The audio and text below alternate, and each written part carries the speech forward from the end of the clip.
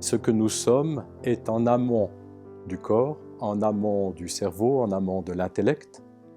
On a l'impression qu'on a un parcours de vie avec une histoire de vie, mais quand nous ne sommes plus identifiés à tout ça, et ce que j'appelle la personne qu'on croit être disparaît ou revient à sa juste place, il y a une rupture, une véritable rupture qui se fait avec le passé.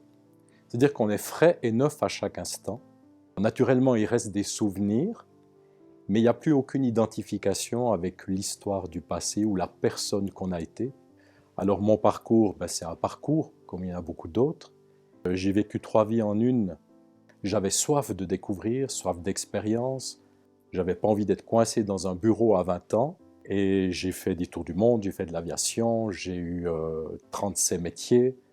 Et tout ça parce qu'il y avait une grande soif à la fois de découverte, comme l'ont souvent les jeunes, qui ont envie de découvrir le monde et faire toutes sortes d'expériences. Mais derrière ça, il y avait une aspiration à découvrir ce qui reste quand tout fout le camp. J'avais déjà une conscience très jeune que ce qui nous est livré par le monde et les 5 sens ne pouvait pas être la réalité ultime ou la vérité. Et j'ai d'abord cherché à l'extérieur, comme tout le monde. J'ai épuisé les quêtes, j'ai réalisé mes rêves, et la seule vertu de réaliser ses rêves, c'est d'épuiser ses rêves. Parce qu'on découvre qu'est-ce qu'il y a quand je me lève le matin et je n'ai plus de rêve. Quand l'extérieur ne peut plus m'apporter ce à quoi j'aspire. Et là, on se tourne vers ce que certains appelleraient la vie spirituelle, qui est la découverte de ce que nous sommes réellement, qui est la découverte d'une réalité qui est en amont des 5 sens et du cerveau. À notre naissance, nous sommes relativement purs, nous sommes une présence innocente, et grandir, être éduqué, c'est développer un personnage qui va s'identifier aux sensations, au corps, qui va développer un intellect, des émotions. Et à travers le regard des autres et toutes nos expériences de vie, on crée une personne, une personnalité ou un personnage, ce sont des synonymes, et ce personnage va nous permettre de fonctionner dans le monde. En fait, la personne qu'on croit être ou le personnage, c'est l'interface de l'être avec le monde extérieur et les 5 sens. Et ce personnage va avoir des couleurs, des tonalités différentes selon qu'il grandit à San Francisco, ou à Stockholm, ou à Milan, ou à Paris. Il aura les saveurs de son terroir, il aura l'accent, il aura des conditionnements différents. Et on voit bien d'un pays à l'autre comment les personnes se forment différemment. Mais l'attachement à la personne est le péché originel, qui est celui de ne pas être conscient d'être ce que nous sommes pour s'identifier à quelque chose qui est fondamentalement faux, puisque mortel, changeant, malléable. Et tant qu'on cherche à trouver le bonheur ou la complétude ou la liberté intérieure depuis ce personnage, nous n'avons aucune chance. C'est l'échec assuré. Désespoir, désillusionnement, cynisme, parce qu'on cherche quelque chose à partir de l'obstacle même. Alors la personne en soi, il n'y a rien de mauvais dans la personne, dans le sens où il ne s'agit pas de savoir si elle est bien ou elle est mal, parce que là on transcende les dualités, et savoir, ce qui est important, c'est de savoir ce qui est vrai et ce qui est faux. La personne n'est pas une entité qui est vraie, parce qu'elle peut mourir, parce qu'elle peut s'étioler, parce qu'elle peut avoir des brèches quand il y a des ruptures comme des deuils, et elle se sait mortelle, donc elle a peur. Peur de la mort et de tout ce qui peut l'abîmer, l'entamer, l'étioler, la dissoudre. L'être est immortel. Et c'est l'identification à ce qui est faux et mortel qui engendre la peur, qui engendre toutes sortes de complications et de souffrances au niveau humain. Donc la personne, une fois qu'on réalise sa vraie nature, je parle à travers la personne, avec un accent, avec un vocabulaire, j'aurais pu en apprendre un autre et avoir un autre accent. Quand on revient à son état naturel, la personne est juste une interface. C'est juste un instrument pour pouvoir communiquer avec ses semblables et fonctionner dans le monde. Mais je ne suis plus identifié à la personne. On peut être ce qu'on est, tout en étant dans un rôle de père, de mère, de fils, de fille, de coach sportif, d'employé d'assurance, mais nous ne sommes pas le rôle. Au moment où j'enseigne, je suis dans un rôle d'enseignant, on va dire, ou d'accompagnant, mais je ne suis pas identifié au rôle. J'assume simplement cette position sans jamais m'identifier au rôle que j'endosse. Jamais. C'est la grande différence. Les êtres humains sont identifiés à leur corps, leurs émotions, les rôles qu'ils jouent, le rôle de père, de mère. Ils disent « je suis ça ». Ils ne se rendent pas compte que ce qu'ils sont n'a rien à voir avec les rôles qu'ils ont endossés. Alors dire « je suis » est facile. Réaliser ce que nous sommes, c'est une autre paire de manches.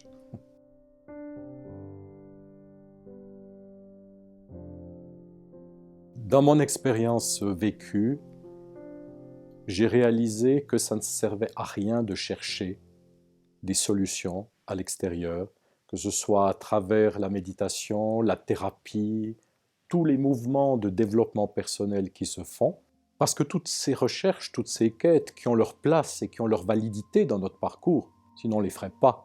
Elles nous aident encore une fois à épuiser des espoirs, des rêves et des attentes. Mais quand on arrive au terme de ces espoirs, on tombe dans le désespoir et on se dit « voilà, j'ai essayé plein de choses », je suis toujours rattrapé. Par quoi? L'être humain est rattrapé par sa souffrance, par le malheur qui vit en lui. Ça signifie que quoi qu'il fasse, la recherche de l'excitation, la recherche des plaisirs, la recherche des petits bonheurs, un jour ou l'autre, lorsqu'il est face à soi-même, dans sa solitude, il est ramené à la souffrance qui vit en lui.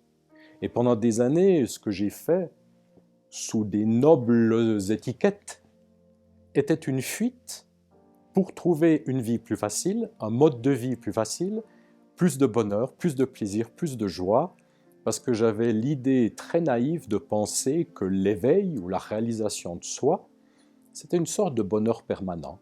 C'était l'absence de misère, c'était un bien-être, un bonheur où il n'y avait plus de peur, plus de malheur, plus rien. Je cherchais cette espèce de paradis perdu.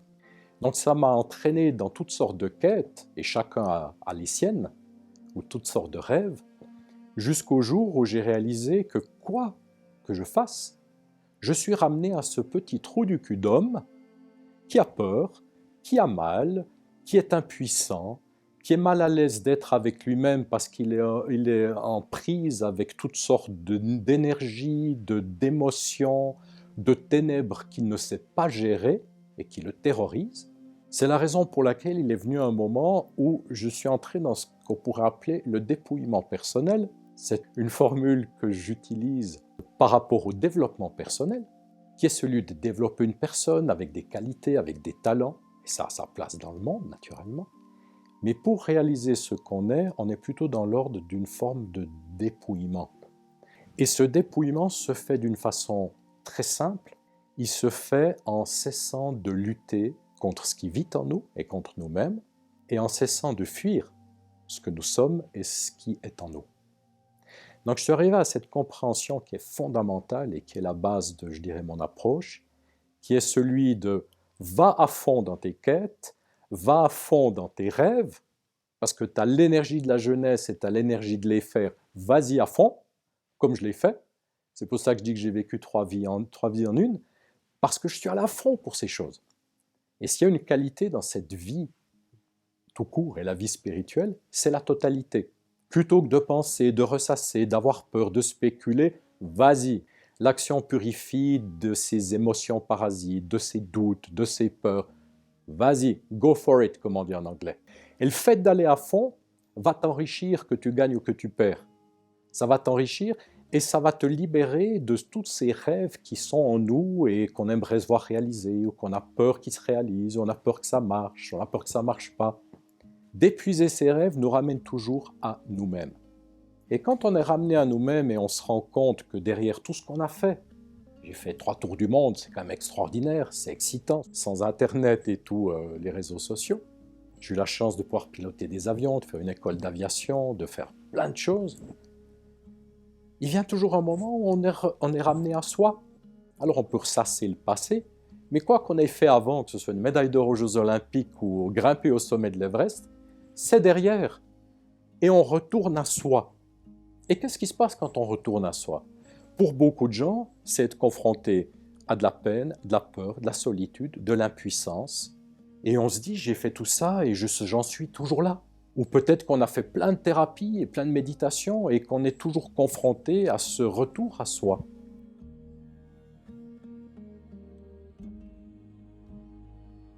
Si j'ai pas ce que je veux, si j'obtiens pas ce que je veux, si la vie répond pas à mes conditions, je me fous en l'air. Ça, c'est la personne dans toute sa splendeur ou toute son horreur. À savoir, je veux obtenir ça, je donne tout ce qu'il faut pour ça. Si je ne l'obtiens pas, je me suicide ou je me détruis. On est dans la personne. Rien à voir avec l'être, rien à voir avec l'intelligence que nous sommes. Là, on est en plein dans l'identification à l'ignorance de nous-mêmes et avec toute la bêtise qui va avec. Tu veux de l'argent, vas-y, fonce, gagne de l'argent. Et tu verras que même si tu as de l'argent, quand tu es seul avec toi-même, tu vas retrouver tes démons, tes ombres. Tu penses avoir une compagne ou un compagnon idéal? Vas-y, va en trouver un. Et quand tu l'as, tu vas te rendre compte qu'il y a des choses qui sont belles, il y a des choses qui ne sont pas faciles, mais il y a un intérieur qui ne change pas. Il vient un moment où on se rend compte que j'ai de l'argent ou pas, que j'ai du travail ou je sois au chômage, que j'ai un partenaire ou pas, que j'ai la bonne santé ou pas, on est toujours face à soi. Et c'est ce que j'enseigne, c'est le retour à soi, de cesser de fuir et de lutter. Alors les fuites, elles sont innombrables. C'est par exemple se jeter dans le frigo, sur une cigarette, sur la drogue, sur le sexe, sur le travail. Parce que quand je suis occupé, au moins je n'ai pas à être au contact de moi et de ce qui vit en moi. Une autre facette de la lutte, c'est le déni de soi et le doute de soi. C'est le fait de dire « je ne suis pas assez bien, je suis moche, je ne suis pas comme il faut, je ne suis pas à la hauteur ». Toutes ces luttes, toutes ces fuites, elles engagent une immense quantité d'énergie qui se tourne contre nous. Qu'est-ce qu'il y a à l'intérieur de nous? Eh bien, on retient des choses qui sont douloureuses, apeurantes, mais on retient aussi des choses merveilleuses qui sont intenses, qui sont puissantes, comme par exemple la puissance de vie, l'amour, de la joie, mais dans une intensité dont on n'a pas l'habitude et qui nous effraie. Et là où j'accompagne les gens, c'est dépasser les obstacles, dépasser les barrières, pour faire ami-ami avec eux et commencer à explorer leur vie intérieure et se rendre compte que, par exemple, s'ils ont vécu avec une mère dépressive et qu'il fallait retenir sa joie, ou au contraire qu'ils avaient une forte énergie et un père qui était autoritariste, qui cassait ça, ils ont appris à fonctionner comme des moutons alors qu'ils sont des lions. Alors je les aide à accueillir à la fois les vieilles peines, les douleurs qui n'ont pas été accueillies enfants parce que nous étions trop occupés à survivre et à s'en sortir, et derrière ça, à accueillir quelque chose de puissant et de merveilleux que l'on a aussi mis de côté pour vivre un peu comme des robots, un peu desséchés, un peu soumis. Et dans ce déploiement-là se révèlent toutes sortes de choses. On se vide de tout ce qu'on a accumulé, comme les choses qu'on met dans une armoire ou dans un grenier, et puis on ne sait même plus ce qu'on a, parce que c'est cette épaisseur-là qui nous sépare d'un être frais, neuf, vivant à chaque instant. On doit prendre la responsabilité du malheur qui vit en nous. Personne ne le fait. Nos parents, nos grands-parents, nos aïeux ne l'ont pas fait. C'est d'ailleurs pour ça que chaque enfant qui vient au monde est imprégné un peu de ce malheur humain qui traîne dans la psyché depuis des lustres. Et très souvent, ce qui a été mis de côté, c'est des choses qui viennent de l'enfance. C'est des deuils qui n'ont pas été accomplis et qui nous empêchent d'avancer dans la vie et qui nous bloquent. Ce n'est pas des choses ragoûtantes. La personne qu'on croit être vit dans l'ombre. On ne peut pas réaliser ce qu'on est sur la base de tout ce qu'on a engrangé dans l'intellect, dans la mémoire, de toutes nos expériences de vie et de tout ce qu'on a fait. Parce que ce qu'on est déjà au-delà de tout ça. Donc on est obligé d'épurer, de dépouiller, un peu comme si, avec ce magnifique soleil qu'on a aujourd'hui, il y avait sur cette baie vitrée des filtres ou des plastiques fumés, et on met 10 plastiques l'un sur l'autre et c'est l'obscurité. Et on veut la lumière. On est obligé de retirer ces voiles, comme si on avait des lunettes sur les yeux. Lorsqu'on amène la lumière de la conscience, parce que la conscience est une lumière, on vient déloger de l'ombre tout ce qui a été mis de côté, des deuils qui n'ont pas été faits, des secrets de famille, des vieilles peines, des abus sexuels, tout ce qu'on a engrangé qui nous fait souffrir, souvent sans explication logique, est caché dans le subconscient. Dans cette présence libre, ça vient réveiller tout ça. Cette présence libre que je suis est un révélateur, est un activateur, est un déclencheur, Et le bénéfice, c'est que pour les personnes qui veulent se libérer, qui aspirent à quelque chose de vrai et de réel, qui en ont marre de souffrir, qui en ont marre de chercher, qui en ont marre de faire X démarches, thérapies et autres, cette présence libre a le pouvoir de les aider à avancer très vite, très profondément, pour autant que les personnes soient prêtes, qu'il y ait un certain courage et une forme de confiance, parce que ce qui se passe là dépasse l'entendement, dépasse l'intellect. Et même si je rassure toujours l'intellect à travers de très nombreuses explications, c'est juste pour donner le feu vert à lâcher prise et accueillir ce qui vit dans notre ressenti.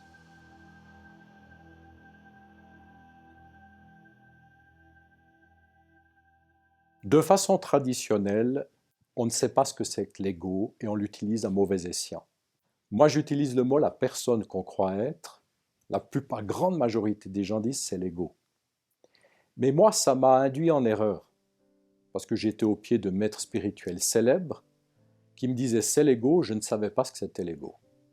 Lâche ton ego. Eh bien, mes amis, bonne chance. Parce que lâcher l'ego, pour lâcher quelque chose, il faut déjà savoir ce qu'on lâche, n'est-ce pas? Et très souvent, quand on dit ego, c'est un tout à l'égout et on ne sait pas ce qu'il faut lâcher. Moi, j'amène ça différemment. Je dis qu'il y a la personne que l'on croit être versus l'être. L'ego, pour lui donner sa vraie définition, est l'instinct de survie. Tout être vivant a un ego. C'est un instrument extraordinaire qui protège l'intégrité du corps physique. Si on est exposé à des dangers, si on met le doigt sur la plaque et c'est chaud, l'ego va nous faire fuir. Si un agresseur se présente à nous, on va soit fuir parce qu'on se dit il est plus fort que moi, je vais courir très vite, ou un ours, dans la forêt, ou alors je vais combattre. Donc l'ego, instinct de survie, s'exprime toujours à travers deux modalités, qui est soit la fuite, soit la lutte. Moi, ce que j'enseigne, c'est pas de ne pas fuir et ne pas lutter contre quelque chose de dangereux à l'extérieur. Le monde n'est pas facile. En face d'une personne qui est vampirisante ou qui est agressive, j'ai pas envie d'ouvrir mon cœur à cette personne-là. Je serais stupide. Je vais devoir m'éloigner. Si j'ai le son d'un marteau-piqueur qui agresse mes sens, je vais pas aller vers le marteau-piqueur sous prétexte d'ouverture, n'est-ce pas? Spirituel ou de cœur. Je vais m'éloigner. Le problème, c'est quand l'intelligence que nous sommes, ignorante d'elle-même, identifiée à un personnage, va protéger ce personnage avec cet instinct de survie. Ça veut dire que je vais me mettre à protéger mes opinions, mes avis, mes croyances, particulièrement mes croyances religieuses. Je vais défendre, protéger mes chères émotions. Et c'est là où est le problème. Parce que des gens sont prêts à tuer pour leurs croyances et croyances religieuses. Des gens sont prêts à argumenter, à rabaisser l'autre, à le diminuer, à l'humilier pour protéger ses peines qui sont à l'intérieur et qu'il n'accueille pas. On le voit très souvent, un homme qui argumente avec sa femme lui dit « mais je te sens tellement en lutte » et lui dit « non, tu racontes n'importe quoi, c'est des bêtises » parce qu'il ne veut pas sentir sa peine. Et lui, comme il a un intellect développé à travers son métier, il va utiliser cet intellect pour rabaisser l'autre qui n'a peut-être pas les mêmes mots, les mêmes arguments, et il va se mettre dans une forme de combat. Quand on utilise l'ego pour protéger sa personne avec ses contenus mentaux, conditionnement, attachement, croyance, ainsi que ses contenus émotionnels, peine, peur, là, on est dans la merde en bon français, parce qu'on défend l'indéfendable. Et plutôt que de dire « Ok, j'écoute ce que tu dis, j'arrête de fuir et de lutter et j'accueille ce qui est dans mon ressenti pour voir si effectivement il y a de la peur et de la peine », non. On va claquer la porte, on va argumenter, on va fuir dans des arguments parfois même spirituels, et c'est le danger des gens qui ont lu beaucoup de livres, ils engrossent leur intellect d'un savoir spirituel qui n'est pas leur expérience, mais qui vont utiliser soit pour être spéciaux ou se faire bien voir en société, soit pour pouvoir argumenter lorsqu'on pointe du doigt vers une émotion ou une attitude indéfendable. La question, ce n'est pas d'avoir raison, c'est de voir si c'est vrai ou faux dans notre expérience. Si on me dit Darpan, je sens de la peur, je vais dire ok, je ne vais pas fuir ni lutter, et l'argumentation est une forme de lutte, et je vais sentir en moi s'il y a de la peur. Si je sens honnêtement pas de peur, je vais dire peut-être que tu projettes. Peut-être que tu as peur et comme tu n'assumes pas ta peur, tu projettes ça sur moi en pensant que c'est en moi. C'est-à-dire la difficulté pour les couples, c'est d'assumer ce qui est en soi sans projeter sur l'autre, parce que très souvent on accuse l'autre de tous ses maux, l'autre est son souffre-douleur, alors que la peine, la peur, l'insécurité sont à l'intérieur de nous. Et le travail tel que je l'enseigne, c'est d'identifier l'ego sous ses luttes et ses formes variées et diverses, parce qu'au moment où je vois que je suis en train de lutter ou de fuir, j'ai la possibilité de cesser de le faire. Et là, ça devient intéressant, parce que si j'arrête de fuir et de lutter, je peux commencer à accueillir ce qui vient à l'intérieur de moi. C'est pour ça que l'ego en soi est un mécanisme merveilleux. Il devient problématique lorsqu'on l'utilise pour protéger sa personne. Donc il n'y a pas à aller au-delà de l'ego ou lâcher son ego ou transcender l'ego. Il s'agit de comprendre ce qu'est l'ego, comment il fonctionne, pour pouvoir être le maître de l'ego. Parce que les gens ne sont pas maîtres de l'ego, ils sont sous le joug de l'ego. Quand on est le maître, je peux lutter, je peux fuir ou ne pas le faire. Ça, c'est être maître de l'ego. Ce qui m'intéresse, c'est ce qui est vrai. Qu'est-ce qui est vrai dans ton expérience? C'est pour ça que je ramène les gens à leur vécu. Il est venu un moment dans ma vie où j'ai cessé de parler à partir de ce que j'avais lu ou entendu et à ne parler que de ce que je connais vraiment. Et si je ne sais pas, et si encore aujourd'hui je ne sais pas, je dis je ne sais pas. Il n'y a pas de mal à ça. Mais ces prétentions font partie de la personne. Toutes ces prétentions. Mais on n'est pas dans la vie spirituelle, là. On est dans la vie ordinaire. La vie spirituelle, c'est être honnête avec soi, c'est la base. Cesser de fuir et de lutter, d'accueillir ces contenus le plus courageusement possible et le plus intelligemment possible. Et c'est là qu'on descend à l'intérieur ou qu'on va à l'intérieur. Sinon, on est finalement à la périphérie de nous-mêmes, dans les croyances, les conditionnements, les avis, les arguments. Ça mène nulle part, sinon une forme d'épuisement.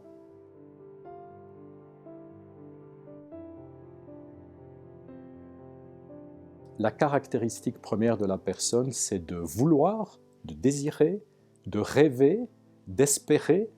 Et si vous observez au quotidien, vous êtes tout le temps en train de faire ça. Je rêve à quelque chose, je veux quelque chose, je prie pour avoir quelque chose, j'espère quelque chose. Et ça, c'est le propre de la personne. Elle est dans le rêve, elle projette des rêves. Quand on réalise sa vraie nature ou quand on s'éveille, j'aime pas beaucoup ce mot, parce que ça a été galvaudé et c'est juste une métaphore pour dire que tout à coup, je ne suis plus pris dans ce rêve. À ce moment-là, on ne peut plus être pris par ce vouloir, ce désir, ces rêves et ces espoirs. On sort complètement de ce tourbillon-là. L'intention jaillit de l'être. Il n'y a pas de volonté personnelle dans l'intention. Le désir, le vouloir vient de la personne. Le bras armé de la personne, c'est la volonté personnelle, n'est-ce pas? On pense qu'on atteint les choses à travers la force de volonté. Et parfois, on est éduqué dans ce sens, on nous dit « rassemble ta volonté ». Si on veut conquérir une colline au Vietnam, on doit y aller avec la niaque, avec la force de volonté. On est dans la force. L'intention n'a pas besoin de force. Elle émerge directement du pouvoir de l'être. Ça signifie que l'intention permet aux choses de se manifester sans effort parce qu'elle ne relève pas de la volonté personnelle ni de la personne. L'intention, par exemple, de découvrir ce qui est vrai, on peut appeler aussi aspiration, et l'intention est quelque chose qui ne peut pas être forcé, qui ne peut pas être manufacturé. Soit elle est là, soit elle n'est pas là. On ne peut pas avoir l'intention d'un retour à soi. C'est pour ça qu'il y a des gens qui sont très heureux, entre guillemets, avec leur quête matérielle, ou de gravir les échelons dans la société, ou de faire ce qu'ils font, parce qu'ils sont totalement identifiés avec leurs 5 sens. Pour eux, il n'y a pas d'autre réalité que les 5 sens. Mais d'autres sentent, intuitionnent qu'il y a quelque chose qui n'a rien à voir avec le monde des sens. Et l'intention de retourner à ça est souvent ce qui nous conduit dans des chemins de traverse et à des vies parfois bousculantes et bousculées, parce qu'on ne peut pas aller dans la trace des bien-pensants et dans l'autoroute des gens qui sont identifiés au monde. Bien sûr que le monde, tel qu'il a été créé par la personne, va à l'encontre de cette aspiration, de cette vie spirituelle et de l'être, tout simplement. C'est vrai. Et on fait ici une interview où on parle de choses de la vie spirituelle et de la vie intérieure, Mais pour remettre les choses dans le contexte, moi ce matin j'ai eu ma carte bloquée et plein de problèmes administratifs et fiscaux que je devais régler. Le monde est là, même si vous écoutez cette interview confortablement chez vous avec une tasse de thé, on sait très bien que le monde ne s'arrête pas de tourner, puis qu'on va devoir aller travailler demain matin, et qu'on va devoir aller, je ne sais pas, changer les roues de sa voiture. Tout se fait au cœur et au sein même du monde. Toute la démarche que j'ai vécue et que j'enseigne, je ne me suis pas retiré du monde pour aller dans une caverne dans l'Himalaya ou un ashram en Inde. J'ai toujours pensé que quoi que je réalisais, je devais le tester, le réaliser sur la place du marché, qui est ce monde difficile dans lequel on est, parce que c'est là qu'on voit ce qui nous appartient réellement, de ce qui ne nous appartient pas. Si on va dans la forêt, on sent le silence de la forêt. Est-ce que ce silence est toujours avec nous quand on va à la place de la Concorde? Si on est auprès d'un maître et on sent cette merveilleuse présence, cette conscience, est-ce que c'est la nôtre une fois qu'on retourne dans le métro à Paris ou ailleurs? Bien sûr que le monde peut apparaître comme un obstacle, mais en même temps, le monde fournit le contraste, comme un peu le tableau noir sur lequel on écrit avec la craie blanche. Il est le contraste dans lequel tout peut être révélé, comme le corps physique, pas pour rien que nous sommes dans un corps physique. Ça veut dire que oui, d'un côté, ça semble être un obstacle parce qu'on fait plein de choses qui ne relèvent pas de la méditation ou de la vie intérieure, mais en même temps, nous sommes toujours ce que nous sommes ou que nous soyons. Quand je suis au bureau le matin, je suis ce que je suis ou avec moi, n'est-ce pas? Donc l'observation de ce qu'il y a en nous ou d'accueillir ce qui est en nous, je peux la faire dans le métro, je peux la faire au bureau, je peux la faire au travail, je peux la faire à la maison. Bien sûr que j'ai une peine qui monte au travail, je vais devoir aller aux toilettes peut-être pour pleurer. Mais ça ne m'empêche pas d'être observateur ou observatrice de ce qui vit en moi. Et c'est le monde qui va révéler ce qui est retenu, ce qui est caché à travers les circonstances de vie, à travers des rencontres. Donc, si on voit le monde comme un ennemi, on va s'aliéner le monde. Et il ne s'agit pas d'être en lutte contre le monde, il faut gagner sa vie, il faut garder un certain équilibre, mais c'est au sein de ce contexte-là que l'on part dans cette introspection, cette investigation intérieure. C'est pas facile, c'est plus facile d'être en vacances et de méditer au bord de la plage que de le faire dans le métro. Mais finalement, ce que je suis, la vérité de ce que je suis, elle est intacte dans le métro comme au bord de la plage. Donc c'est important de ne pas s'aliéner le monde, de ne pas se mettre contre le monde. Et il y a des moments où peut-être on ne peut pas méditer parce qu'on a besoin d'argent et on doit être à fond dans son travail. Oui, mais la vie le sait. Ça veut dire qu'aujourd'hui, même quelqu'un qui réalise sa vraie nature, il va se lever le matin, il va travailler. Moi, j'ai 2 vies en simultané. Je ne sais pas si je vivais en Inde où il y a 100 ans, peut-être qu'on m'amènerait du riz ou des mangues ou on m'amènerait à manger et que je pourrais qu'enseigner, je n'aurais pas besoin de gagner ma vie. Aujourd'hui, il faut être sur tous les fronts, n'est-ce pas? Je ne vis pas de donation. Je dois enseigner pendant mes week-ends et mes congés et je dois, à 6 heures le matin, je suis réveillé pour aller travailler dans un boulot qui n'est pas simple du tout. On sera toujours confronté à soi-même.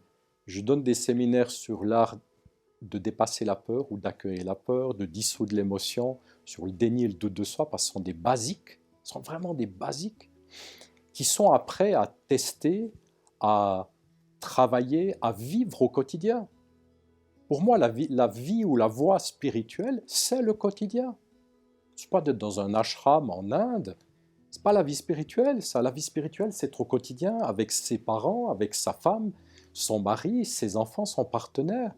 C'est là que ça se passe. Sinon, c'est une fuite. On peut fuir dans la religion, on peut fuir dans la spiritualité, on peut fuir dans la méditation, on peut fuir dans toutes sortes de choses en disant « Oh, pour être moi-même, pour aller à l'intérieur, pour accepter ce qui est en moi, j'ai besoin de telle ou telle condition. » Et ça, c'est la personne. La personne est rusée et habile à dire « Il me faut telle condition pour pouvoir méditer ou être avec moi », alors qu'en fait, elle pose les conditions qui la préservent. C'est très rusé. Mon approche est celle de dire « Je fais face à ce qui est en moi où que je sois, dans n'importe quelle circonstance. » Là où ma personne ne va pas pouvoir faire une pirouette et retomber sur ses pattes comme un chat en allant dans sa zone de confort. Alors effectivement, au moment où on cesse de fuir et de lutter et qu'on accueille sa peur, sa peine, sa solitude, son vide et tout le reste, c'est pas confortable. Mais la vie spirituelle n'est pas la recherche du bien-être ou d'un mieux-être. Et beaucoup de gens se trompent, ils sont déçus par la religion, ils sont déçus par certaines choses, ils se tournent vers la vie spirituelle en pensant qu'ils vont avoir un mieux-être. C'est la recherche de la vérité. Ce n'est pas la recherche du bien-être. Si vous voulez chercher du bien-être, vous allez, je ne sais pas, au Club Med ou vous faire un massage. La recherche de la vérité, c'est accueillir tous ces inconforts. La recherche de ce qu'on est vraiment, c'est se laisser dépouiller, se laisser consumer, c'est accueillir tout ce qu'on a réprimé. Ce n'est pas confortable du tout. Mais quand on fait ce qu'il faut, la vérité nous renforce. Je n'étais pas persévérant du tout à l'époque. Je suis devenu persévérant. Je n'étais pas patient du tout, je suis devenu patient. Je n'étais pas courageux, je suis devenu courageux. Quand on accueille ces inconforts intelligemment, et qu'on ne cherche pas toujours à aller dans sa zone de confort, qui est un réflexe naturel de l'instinct de survie, on découvre ses potentiels, parce que la contrainte fait bras de levier pour révéler nos potentiels. Il faut avoir ce courage-là de se jeter à l'eau. Et ces qualités, petit à petit, viennent parce que d'aller vers cette vérité que nous sommes, d'être honnête avec soi, nous renforce. Nous renforcer, ça veut dire nous donne de l'énergie, des potentiels, des capacités qu'on n'avait pas au départ ou qui n'étaient pas du tout celles qu'on a après.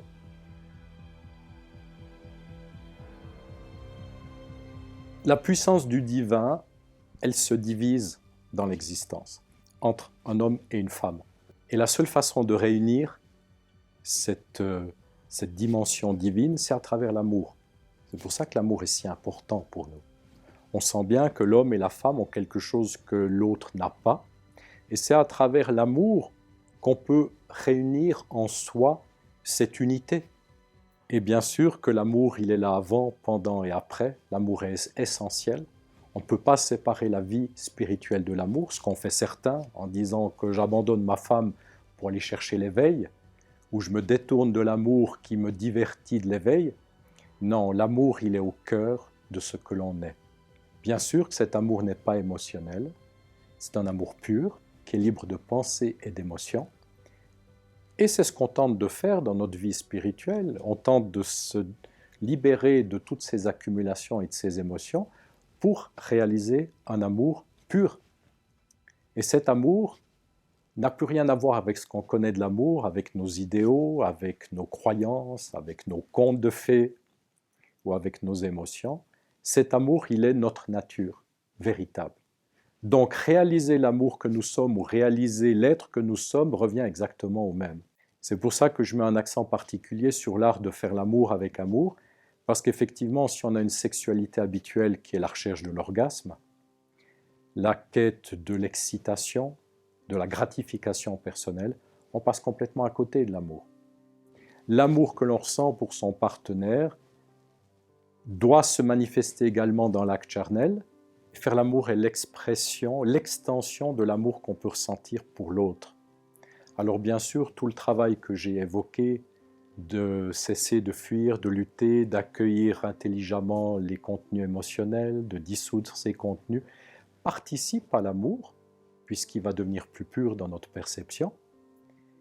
Et faire l'amour avec amour n'a absolument plus rien à voir avec la recherche de l'orgasme. On oublie l'orgasme. On n'est pas là pour arriver quelque part, on est là pour s'aimer.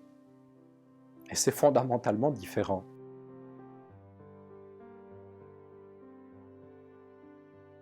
Certaines personnes pensent qu'elles choisissent leur vie, leurs parents, et qu'elles s'incarnent pour toutes sortes de bonnes raisons. Et je leur dis, oui, tu t'es assis à table, au bistrot, avec Dieu, avant de t'incarner, puis tu as dit, je vais être dans une famille où ma mère m'abandonne, où mon père me tape dessus, où je me fais violer. Eh ben bonjour le choix. Moi, si je dois choisir, je choisis de bonnes conditions, n'est-ce pas? Non, on n'a pas le choix.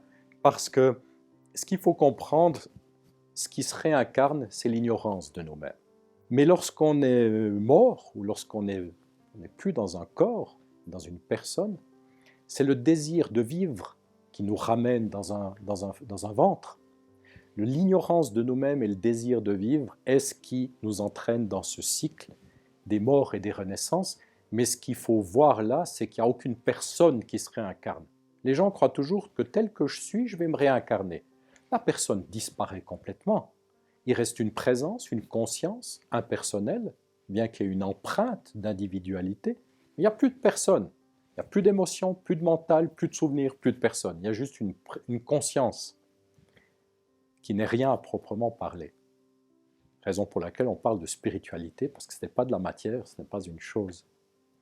Et cette conscience a un noyau d'ignorance, puisqu'on n'est pas conscient d'être ça, et le désir de vivre qui nous ramène incessamment dans des ventres. Et nous sommes là pour nous défaire de cette ignorance, ou autrement dit, pour gagner en intelligence sur les mécanismes qui nous composent, sur les rouages de la souffrance, pour pouvoir nous détacher suffisamment et devenir conscients de ce que l'on est. Et ça se fait malheureusement, ou heureusement, très souvent à travers la souffrance. C'est la raison pour laquelle, encore une fois, on parle de ruse de maître. Les bouddhistes parlent de vie successive, les chrétiens parlent d'une seule vie, mais ça c'est un artifice. Parce que si on dit qu'il y a une seule vie, ça crée un sentiment d'urgence à l'intérieur de nous, n'est-ce pas? Si je suis un maître spirituel et je vois que des gens traînent, je leur dis, t'as qu'une vie, waouh, il faut que je me réveille, il faut que je m'éveille. Ça donne un sentiment d'urgence. Par contre, si on est vieux, on a connu les relations sentimentales, les ruptures, les deuils, les succès, les échecs, puis qu'on est fatigué de tout ça, puis qu'on nous dit « Oh, mais tu vas te réincarner encore et encore », on se dit « Non, non, non, j'ai plus envie. J'ai ma dose, j'ai assez vécu, j'ai plus envie de tout ça, ça m'intéresse plus. » N'est-ce pas? Là aussi, c'est un artifice pour pousser à l'éveil. Si on dit « Oui, mais tu vas recommencer tout ça, les mêmes erreurs, les mêmes chagrins sentimentaux, les mêmes deuils, les mêmes ruptures, les mêmes succès, les mêmes échecs, les mêmes conquêtes. Non, merci, j'ai 80 ans, j'en ai marre de tout ça. J'en ai assez, j'ai assez vécu. » Dans les deux cas, ils ont tort et raison, parce que le but, à la base, c'était d'éveiller les gens. Donc nous sommes là, effectivement, d'une part, pour apprécier notre vie, parce que le contraire, c'est illogique. On ne peut pas dire « je viens ici pour ne pas apprécier ma vie ». Ça, c'est la base. Ensuite, nous sommes là pour gagner en intelligence, souvent à travers la souffrance, pour comprendre ce que c'est l'ego, nous défaire de notre ignorance, nous défaire de nos croyances, nos avis, nos opinions, nos émotions. C'est un grand détachement qui permet petit à petit, dans ce vide de nous-mêmes, de révéler ce qu'on est. C'est un sacré programme, mais nous y sommes tous conduits à un moment ou à un autre, de façon difficile, de façon facile, agréable ou désagréable. Personne n'échappe à ça.